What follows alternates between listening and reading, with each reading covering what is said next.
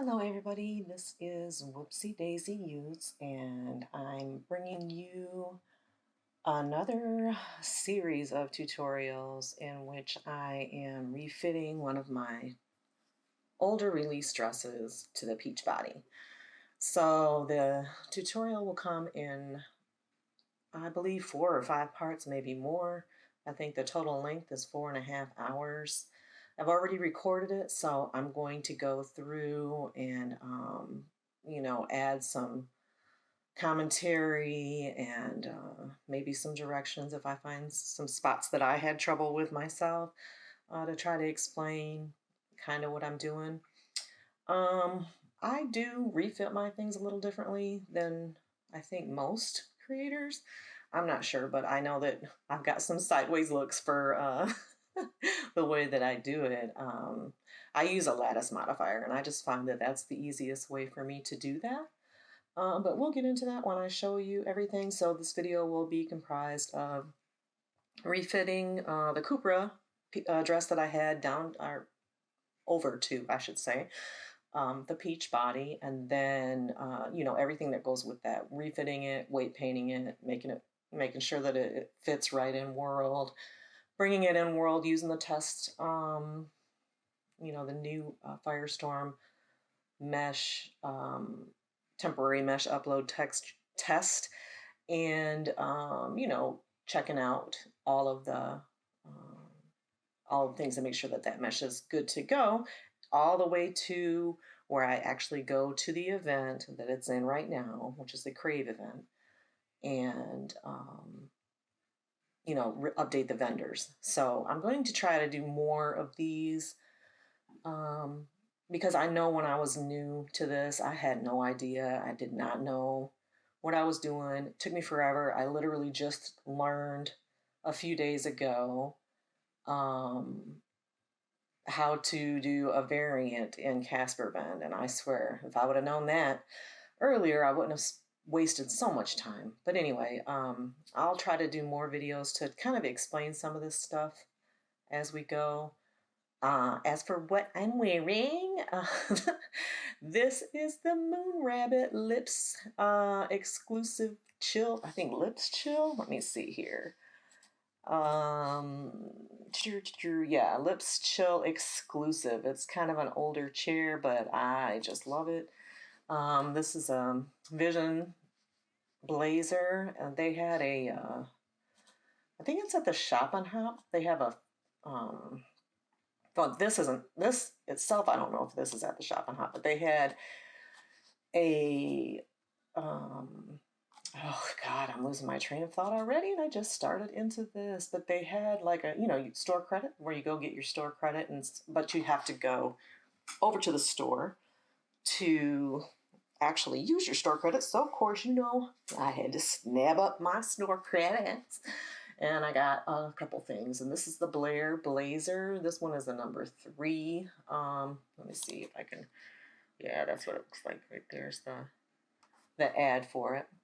I did used to blog for Vision. Their clothes are simply like some of my absolute favorites. I hope one day that I can mesh as good as this. But until then, I will just keep learning and keep trying. And I hope that you enjoy the video. If you do, please subscribe and like and give me your wonderful comments. It always helps. Being a creator can be kind of tough in Second Life. The market's saturated, and gatekeeping is at an all-time high, if you will. But not on my end. I try to share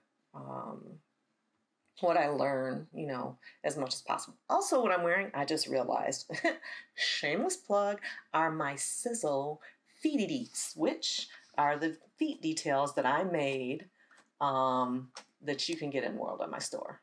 They're just gorgeous. Look at them veins. Oof. I definitely need them. I am working on redoing those for everybody that may ask. I know I've got a couple of requests to redo these in all colors because the first ones that I made were only in the darker tones. I also made some hand details. Anyway, in any event, go check my store out. Maybe there might be something there that you like. You can always support me as I, push out these videos and try to help everybody come along in their journeys. And as I learn too, I will update the videos or what have you. Anyway, it's just something that I really enjoy doing. And okay, so I've talked for 5 minutes at this intro point, and it's time to move over to get started with the process of the videos.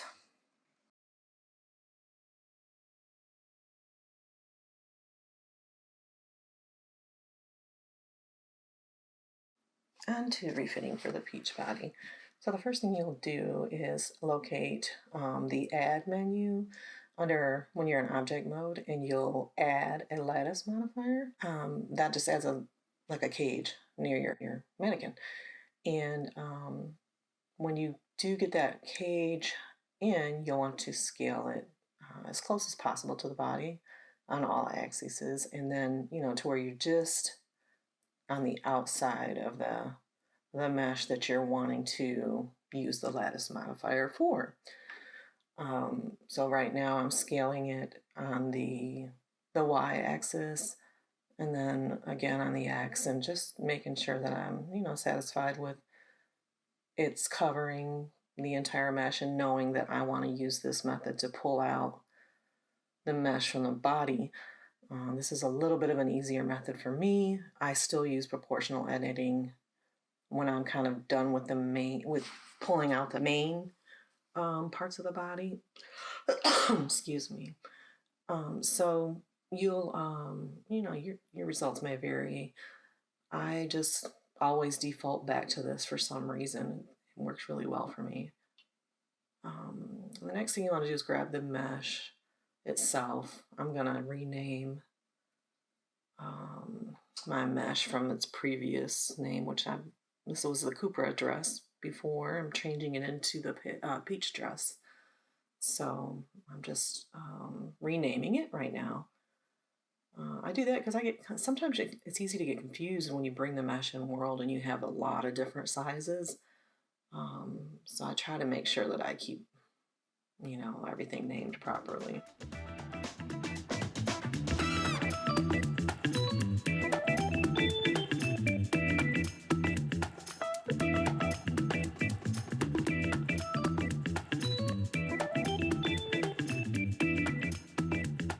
Here I'm checking out to make sure my UVs, this is an old dress. I want to make sure that I have, the UVs set up right, and I've got the right version, because Lord knows how many versions of this dress there are.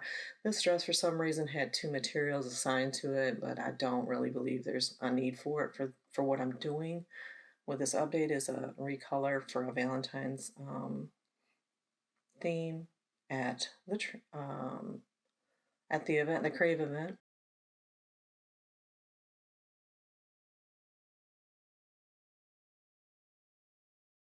So here you'll see you just add the lattice modifier and point to, use your mesh, add the lattice modifier, and then point to the cage.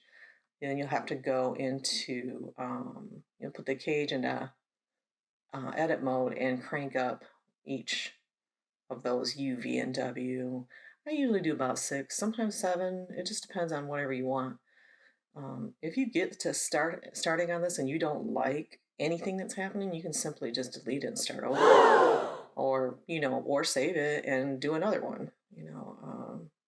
That's the reason why I like it feels a little non-destructive to me,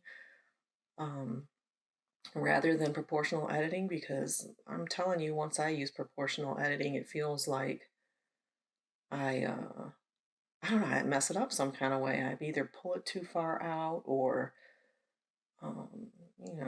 or my wrist starts hurting from trying to scroll the middle mouse down repeatedly. So here you see, what I'm basically doing is kind of checking out, how the cage is around the mesh, and like, am I going to have enough sections to pull out, etc. Kind of trying to see how much difference there is between, where the mesh sits and how far out it's got to be pulled. You'll note that sometimes I can be a little slow with this. I like to take my time and just, I get sidetracked too and explore different things in Blender, and it's fun to me, to do those things. So I didn't know if you all knew, an excellent place to get HDRIs for free is from Polyhaven. You can get a ton of them there. In fact, I think I have a Polyhaven add-on just to put all of them in my library. I like those HDRIs. I'm not using one. Well, I might be using one now, but I'm not using the scenery right now. Sometimes, when you get bored with meshing, it's nice to have a nice background to look at while you're doing stuff like this.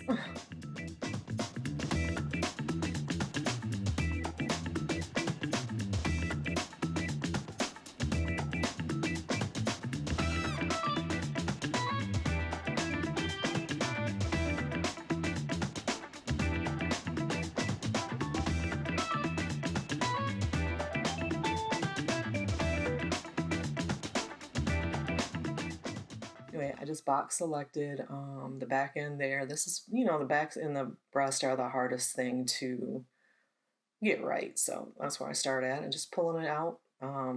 Sometimes you'll notice I use the shift key, and that's just to control how fast or how slow I pull things out. You don't want to just pull it too fast and have it go all the way across the whole screen.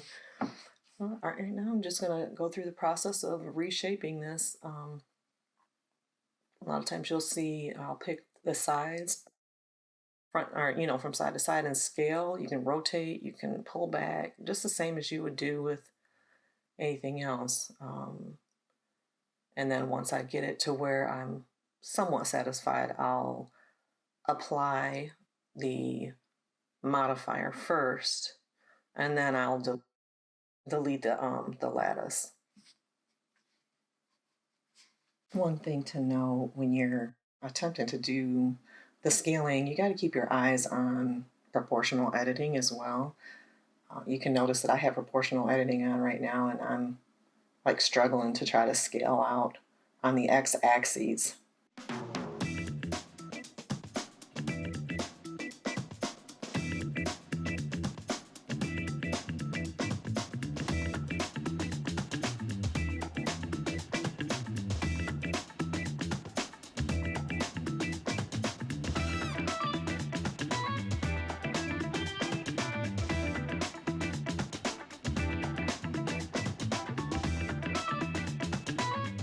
Here you'll see that my origin is not set properly. I have to be at like the individual origins in order for this to work. I go into object mode, and I'm like applying all transforms on the dress because I guess I'm not real sure what's going on, but you'll see that this lattice is gonna make the mesh jump up because you don't apply transforms on your lattice modifier when you're not when you haven't finished the project. So I just undid it.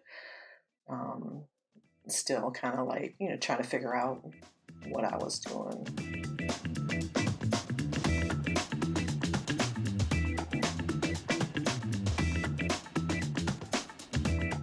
And now we are back to scaling properly because I set the origin properly. So you can zoom inside of the mannequin in order to see, the different points. You can also use the, I'll have to write in what it's called, but to have to where you can see through the mesh. Some people are able to do it on wireframe mode. I really don't know what's wrong with my eyes, but I cannot edit almost anything in wireframe mode. I don't know what it is about me, but I don't like to, so.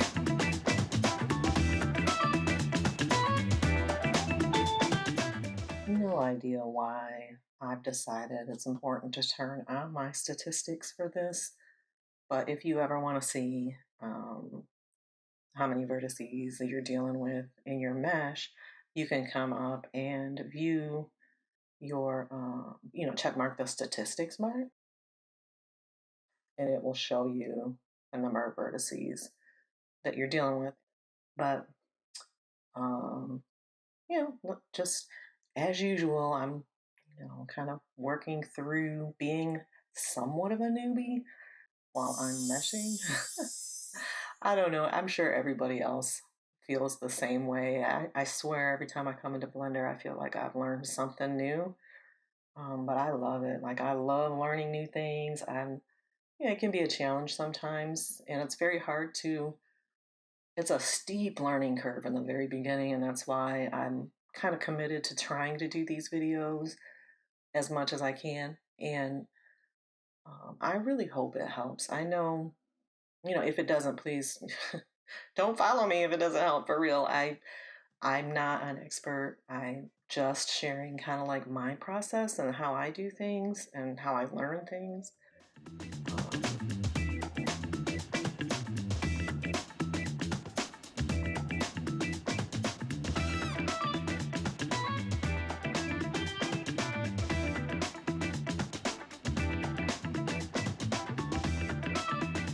Again, I'm back to playing with the studio lights and the coloring and everything. I don't know why I just like to do that. I guess you get bored once in a while and you just want to see something different on your screen while you're meshing.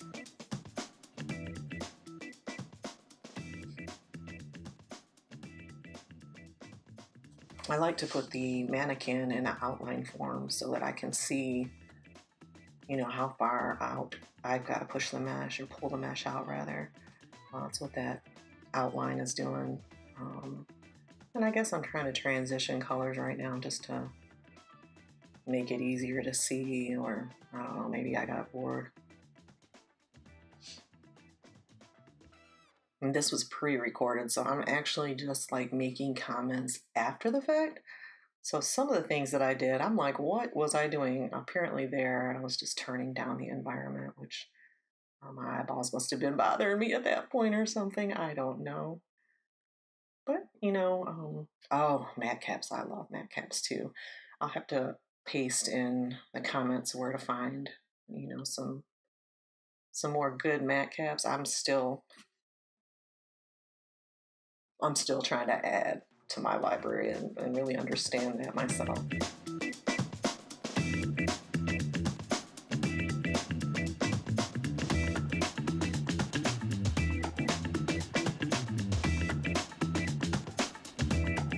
Turn on your axes so you can see better. Sometimes you feel like you get turned around. Yeah, I do anyway. And even though there's the compass thingy up there that shows the Z and the Y, I like to add it in world, so that I can kind of see in Blender, so I can kind of see, on the screen where I'm pulling certain things.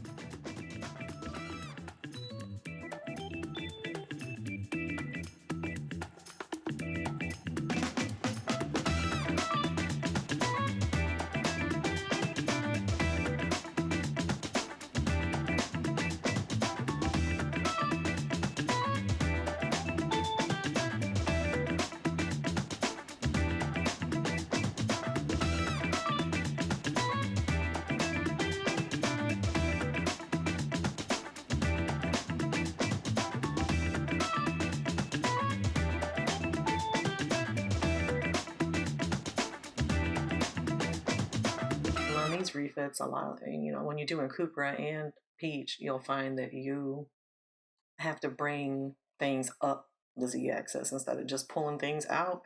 That's again why I try to do it with this cage first. Well, not cage, lattice first before I go into proportional editing, because I don't want it all to be, way up on one mesh and not the other. And plus, this just seems to me to make it a little easier. This dress wasn't meshed symmetrically, so it's not like I could just use symmetry when I was doing proportional editing in order to correct the issues. All right, as we wind down, finally got this thing sort of shaped how I'm happy enough with it.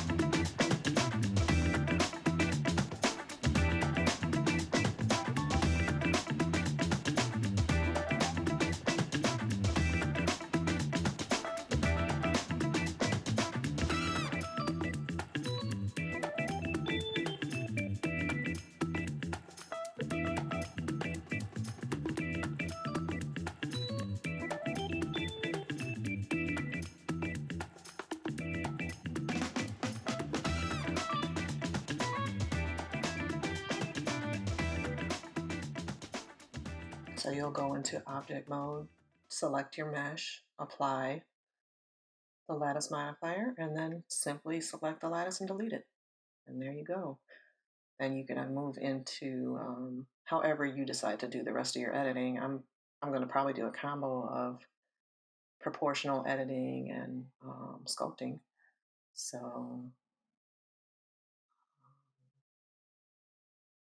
right now I'm attempting to get the cursor up to where my vertex is so that I can scroll using proportional editing. When you use proportional editing, you use your middle mouse wheel to scroll in and out to make a selection smaller or larger.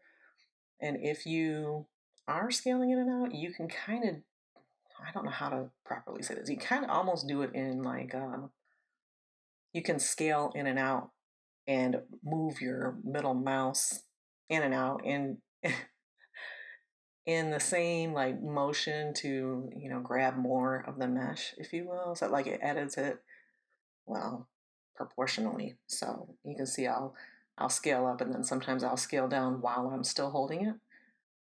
That's to make the selection smaller, and it just kind of moves your selection.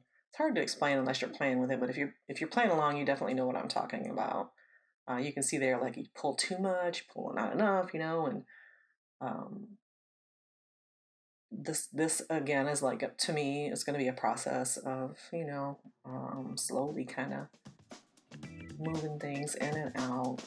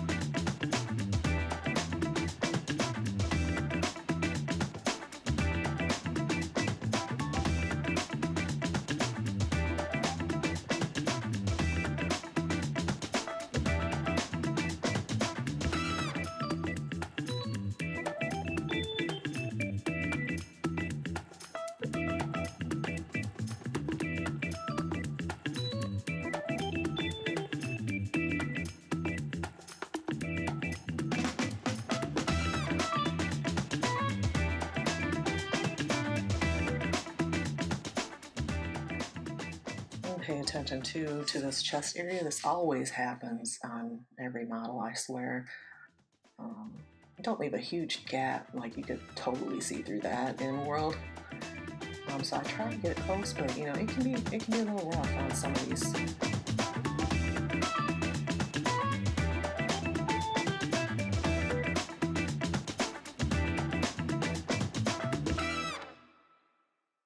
You know, try not to get the shape too far different from what it originally is, because it'll look so different on all of your bodies that they'll be like, this isn't even the same dress, you know?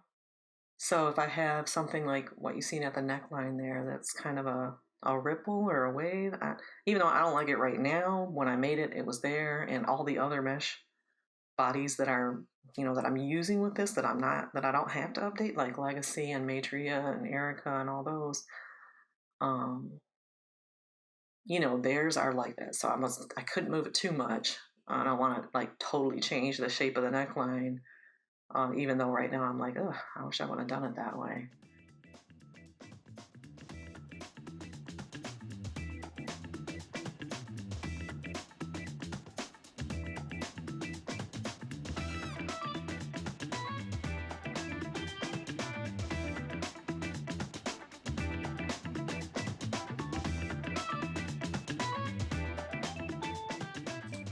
You'll catch me aligning vertices.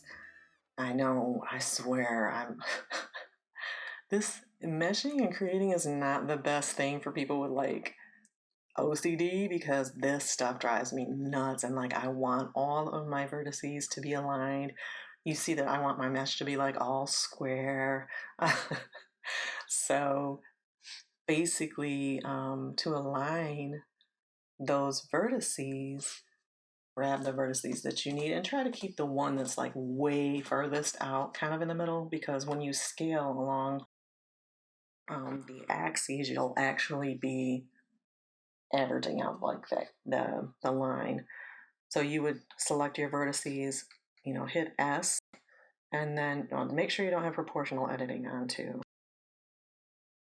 You'll hit S, and then you know, whatever axes you want to scale on. Usually if it's the side like this was, it would be the Z and 0, and that will clean everything, like put everything exactly 0 on the Z axis, so your line will be perfectly perpendicular. Of course, your mesh isn't always perfectly perpendicular, so you'll have to rotate it sometimes. You'll rotate the line before you let go of it or whatever. You can also do that, like, you know, using your UV editor. I really found myself struggling here. I wanted to clean the entire topology. I ended up cleaning it a little bit, but you gotta be careful when you're editing your topology so that you don't change it too much and then your textures show up funky in world. But here, that was just driving me completely insane. So you can see I'll start cutting things up and making sure that everything is more, you know, I don't know, visually appealing, if you will. I don't even know that this would really make much of a difference from what, you know, your customers would see on their mesh. It's just me being completely OCD and deciding, oh, this is a mess. I've got a big pole here. I can't deal with it. You know, this is all out of line, and I'm going to straighten it all up. Of course, you do see some shading happening, so I think that the changes that I make end up helping that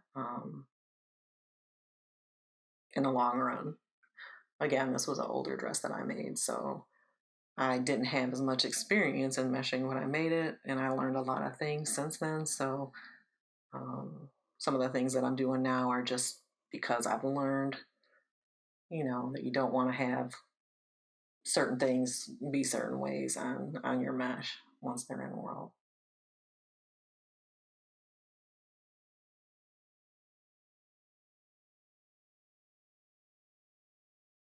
Just too, like, you know, don't be afraid. Like, if you're really concerned that what you're doing is really gonna screw things up, just save your file as something else while you make these kind of changes. And then if you screw up, you can just go back to how it was. But see how much better that looks now? I was so happy to do that. And of course, I'm going to rotate these because they're just a little bit too funky for me.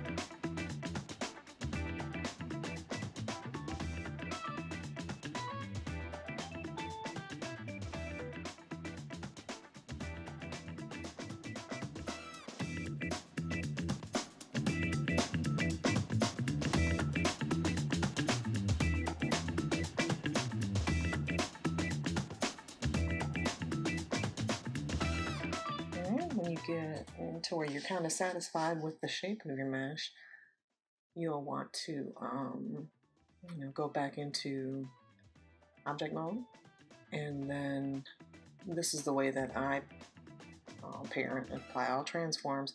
I am in such a habit of doing this. If you only knew how many times my mesh falls off or does some crazy stuff while I'm meshing. So I'm always putting my origin to the 3D cursor and applying transforms all the time. I'm revealing the AV skeleton and adding an armature. This is how I rig. Simply just add the armature and point it, and I get the relationship there. I always preserve volume on the bigger bodies. Scrolling through, there's a parent relationship right here that right there that also needs to be done. So I'll parent that together. Now it's basically pointing to it, and then I'll have two transfer weights. So to do that, you just pick the, see, I did it backwards first. You have to select the mesh first, and then, you select the body first, and then the mesh, and then go into weight paint mode. And then select all, which is Control A on your keyboard as a shortcut. And then just do weight, transfer weights, and you'll do it here. I was like, which one is it again? But it's by name. Under the sources layer, you'll see once I find it.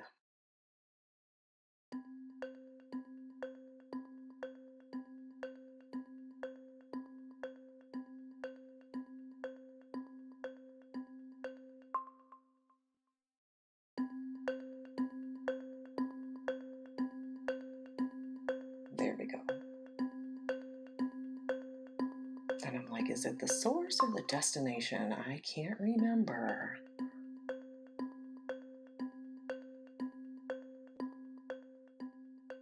But you can see when you drop down, and there's really only one option to do it from the source layer. So I was like, oh, that's got to be it. And I click by name, and boom, we're on our way to the next big thing, which is weight painting. Yay! So much fun to weight paint.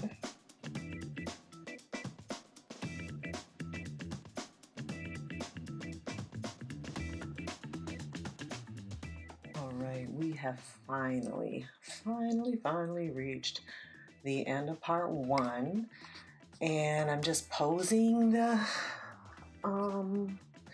body so that I can kind of see what I'm going to need to weight paint.